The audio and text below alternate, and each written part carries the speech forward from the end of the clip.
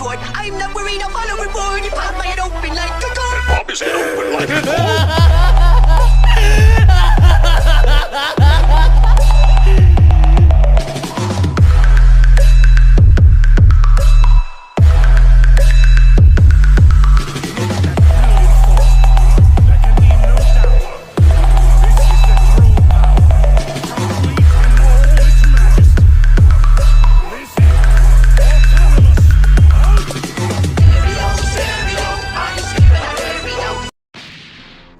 Broly Broly तुम पहले से काफ़ी ज़्यादा स्ट्रांग हो गए हो।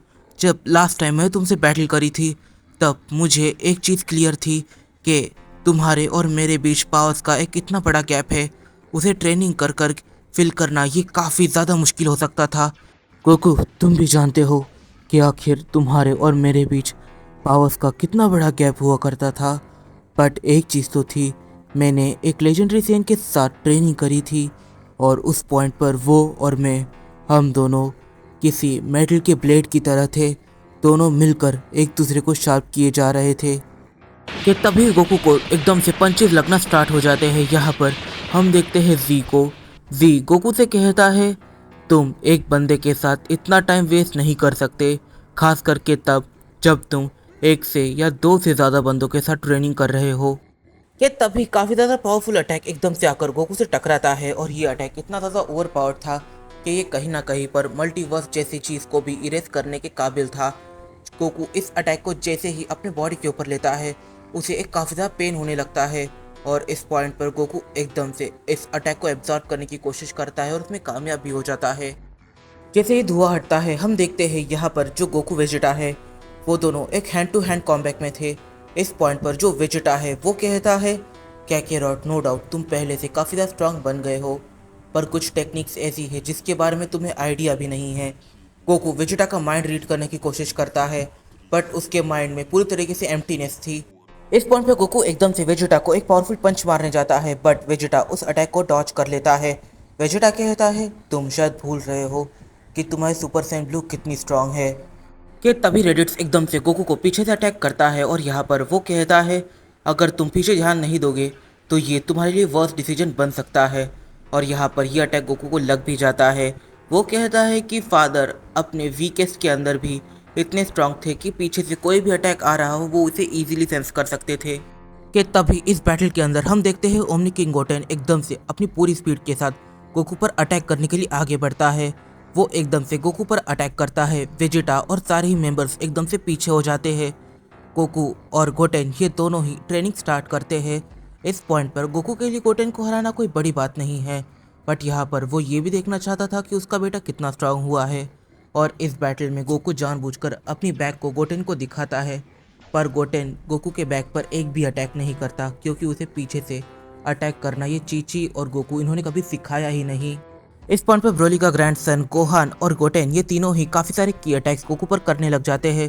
गोकू एक डिस्टेंस को मेंटेन करने के लिए इनसे काफ़ी ज़्यादा दूर चले जाता है और सारे अटैक्स को डॉज करने लगता है। कि तभी गोकू एकदम से पावर अप स्टार्ट करता है। जैसे ही वो पावर अप स्टार्ट करता है सारी ज़मीन हिलने लग जाती है और वो एकदम से अपनी अल्ट्रा इंस्टेंट स्टेट के अंदर चले जाता है। दोनों ही लेजेंडरी सेंस एकदम से अपनी फायर ट्रांसफॉर्मेशन में चले जाते हैं। अब यहाँ पर जो जी ब्रॉली है वो चले जाता है अपनी सुपर सैयन 5 पर डिवाइन गॉड ट्रांसफॉर्मेशन में और जो अपना सुपर ब्रॉली है वो चले जाता है उसके ब्रेजर का ट्रांसफॉर्मेशन में। अब यहाँ पर जो सुपर ब्रॉली है वो पूरी तरीके से अपने कंट्रोल को खो चुका है और जो जी ब्रॉली है अब उसके सर पर एकदम से गुस्सा आने लग जाता है। वो चिल्लाने लगता है कैकेरॉट करके। अब यहाँ पर ये दोनों ही गोकू पर अपनी पूरी पावर्स के साथ अटैक कर देते हैं। गोकू की अल्ट्रा इंस्टेंट स्टेट के अंदर उसे टच कर पाना ये पूरी तरीके से इम्पॉसिबल है। इस चीज़ को रेडिट्स, टर्लस, वेजिटा ये तीनों काफ़ी अच्छे से जानते थे और ब्रॉली को भी इसका हल्का आइडिया था बट अपनी ब्रेजर का ट्रांसफॉर्मेशन में वो इन सारी चीज़ों के बारे में नहीं सोच रहा था। उसे बस डिस्ट्रक्शन मचाना है और एकदम से ये तीनों ही गोकू के ऊपर चार्ज कर देते हैं बट कोई उसे टच भी नहीं कर पाता। कि तभी लॉर्ड अकुमो एकदम से अपनी जगह से उठते हैं और वो एकदम से कहते हैं तो तुम लोगों ने काफ़ी अच्छा काम किया नौजवान सेंस, पर ये तुम्हारे बस की बात नहीं है। उसकी अल्ट्रा इंस्टेंट तुम्हारे लिए काफ़ी ज़्यादा तेज़ है तो चलो मैं जब अपनी अल्ट्रा इंस्टेंट का यूज़ करूँगा तब उसकी अल्ट्रा इंस्टेंट थोड़ी सी बिजी हो जाएगी और तब वो उसकी बॉडी को मुझसे तो प्रोटेक्ट कर लेगी पर तुमसे नहीं कर पाएगी और ये अच्छा आइडिया रहेगा। ये कहकर लॉर्ड अकुमो एकदम से पावर अप करने लग जाते हैं कि तभी यहाँ पर जैसे लॉर्ड अकुमो बैटलफील्ड में एंटर करते हैं अपनी अल्ट्रा इंस्टेंट के साथ, वैसे ही गोकू की अल्ट्रा इंस्टेंट इस चीज़ को समझ जाती है कि उसका मुकाबला एक अल्ट्रा इंस्टेंट वॉरियर से होने वाला है। इन दोनों के ही बीच एक hand to hand combat start हो जाता है। ये दोनों एक दूसरे के अटैक्स को इजीली डॉच कर सकते थे और उतनी ही स्पीड से अटैक भी कर सकते थे। अब तक इनका बस हैंड टू हैंड कॉम्बैट चल रहा था और दोनों ही अपनी एनर्जी को इन्वेस्ट कर रहे थे कि तभी यहाँ पर जो लॉर्ड अकुमो है वो कुछ टाइम के लिए होल्ड करते हैं कि तभी गोकू एकदम से अपनी सुपर सेन इन्फिनिटी ट्रांसफॉर्मेशन में चले जाता है और तभी वो एकदम से रियलाइज़ करता है कि इस ट्रांसफॉर्मेशन के साथ अभी भी एक काफ़ी बड़ा चेंज आया है, क्योंकि ये ट्रांसफॉर्मेशन पहले से काफ़ी ज़्यादा ओवरपावर्ड बन चुकी है। इस वजह से इसका जो इम्पैक्ट है वो उसकी बेस ट्रांसफॉर्मेशन के ऊपर भी पड़ता जा रहा है कि तभी उसे एक ऐसी एनर्जी की सेंस होती है जो उसे अंदर से हिला कर रख देती है। ये थी बारडॉग की। फिर सीन शिफ्ट होता है, हम देखते हैं गोकू के माइंड के अंदर। इस पॉइंट पर गोकू के माइंड में कनेक्ट करता है एक सेलेस्टियल सेन बीइंग। वो इस पॉइंट पर गोकू को एक्सप्लेन करता है कि जो बारडॉग है वो पहले एक काफ़ी पीसफुल और अच्छा कैरेक्टर हुआ करता था, बट अब उसके साथ क्या हो गया है इसके बारे में किसी को कोई भी आइडिया नहीं है। वो काफ़ी सारे इविल कामों को कमिट करते जा रहा है।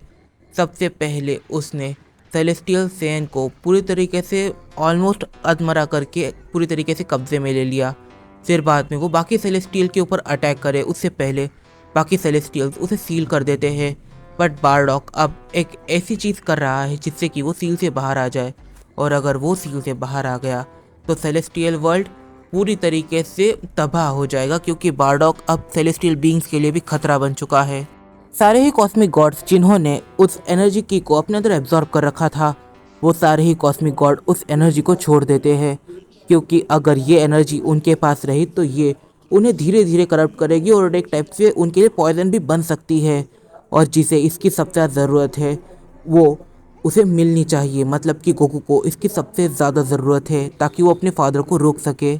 अब गोकू एग्जिस्टेंस की हर एक चीज़ को देख सकता है, उसे समझ सकता है और काफ़ी हद तक उसे कॉपी भी कर ही सकता है और रिक्रिएट कर सकता है, डिस्ट्रॉय कर सकता है।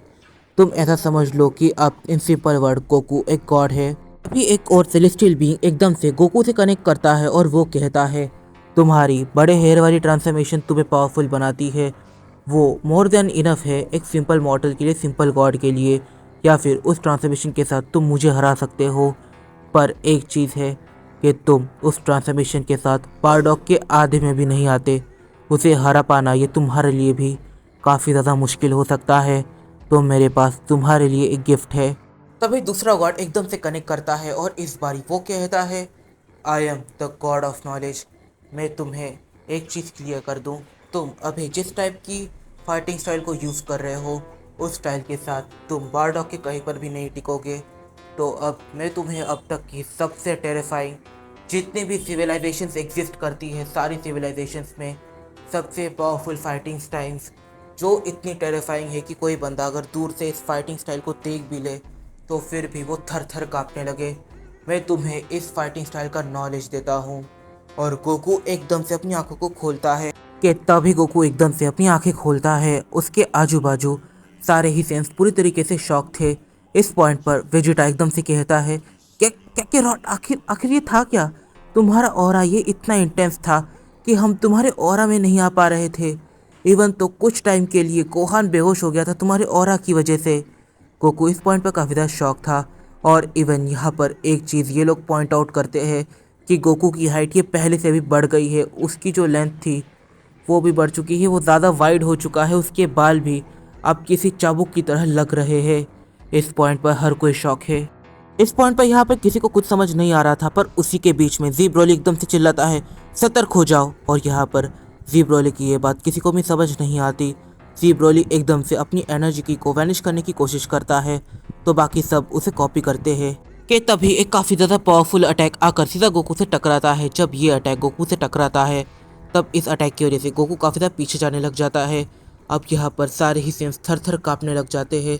उनकी बॉडी इतनी ज़्यादा एनर्जी को देखकर घबरा सी जाती है, किसी को भी कुछ भी समझ नहीं आता।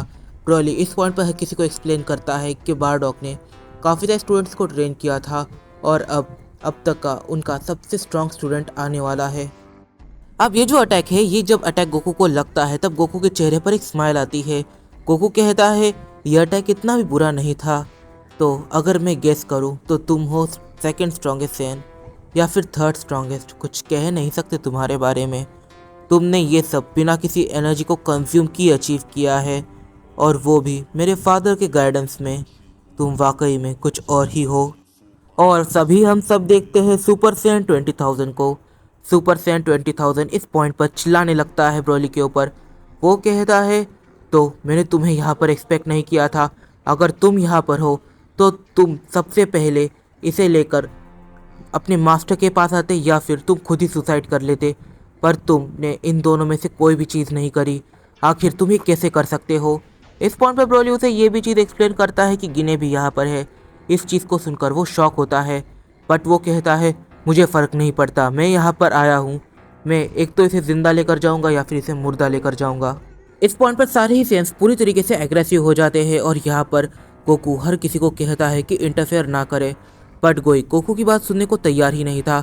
हर कोई उसके ऊपर अटैक करने लगता है, बट वो सैन किसी को भी हार्म नहीं करना चाहता, तो वो ज़्यादा किसी को डैमेज देता नहीं। इस पॉइंट पर जो सुपर सैन इन्फिनिटी है वो थोड़ा टाइम होल्ड करता है और सुपर सैन 20,000 ये सारे ही कैरेक्टर से लड़ता है और हर किसी को नॉकआउट कर देता है, क्योंकि ये सीरियसली सेकंड या फिर थर्ड स्ट्रॉन्गेस्ट सैन है जिसका जन्म अभी हुआ है। और यहाँ पर वो गोकू की तरफ देखता है और कहता है तो चलो शुरू करते हैं।